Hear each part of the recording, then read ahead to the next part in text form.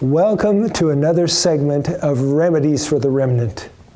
Another quick glimpse at the wonder of God's healing ways that He offers His sincere followers, communicated to us by the inspiration of the Holy Spirit through His Word and the Spirit of prophecy. I love Christ's promise to His disciples found in John 16:33.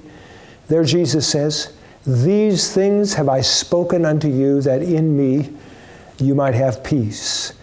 In the world you shall have tribulation, but be of good cheer. I have overcome the world." Another one, John 15, verse 11. Jesus said, "These things have I spoken unto you, that my joy might remain in you, and that your joy might be full." I like the idea of experiencing full joy, don't you? You know, it's one thing to experience joy when things are going our way, when things are turning out the way I want them to. But it's a different story to be joyful when troubles arise and difficulties block our plans. Listen to this inspiration from a devotional entitled Heavenly Places. The work of overcoming is not a joyless work. No, indeed, it means communication with heaven. You can go to God in prayer. You can ask and receive.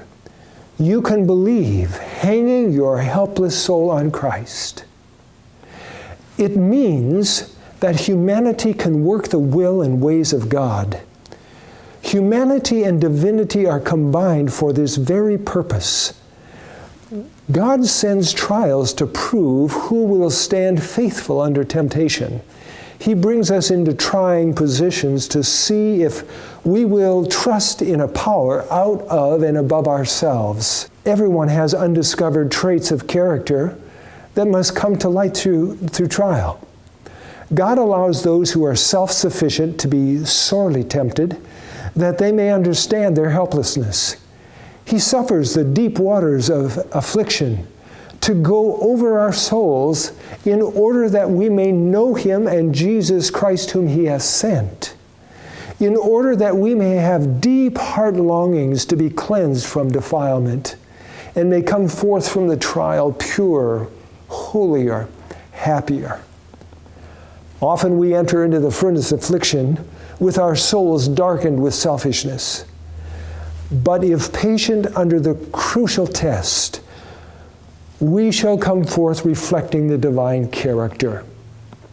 When His purpose in the affliction is accomplished, He shall bring forth thy righteousness as the light, and thy judgment as the noonday. Psalms 37:6. After reading that, I'm beginning to understand a little bit more about what the Lord is telling us in Romans 8, where He says in verse 28 and 29, "We know that all things work together for good, to them that love God, to them who are the called according to His purpose. For whom He did foreknow, He also did predestinate to be conformed to the image of His Son, that He might be the firstborn among many brethren." Dear friends, until next time, remember this: God's thoughts towards you are thoughts of peace and not of evil, to give you an expected end, a future and a hope, the original beginning.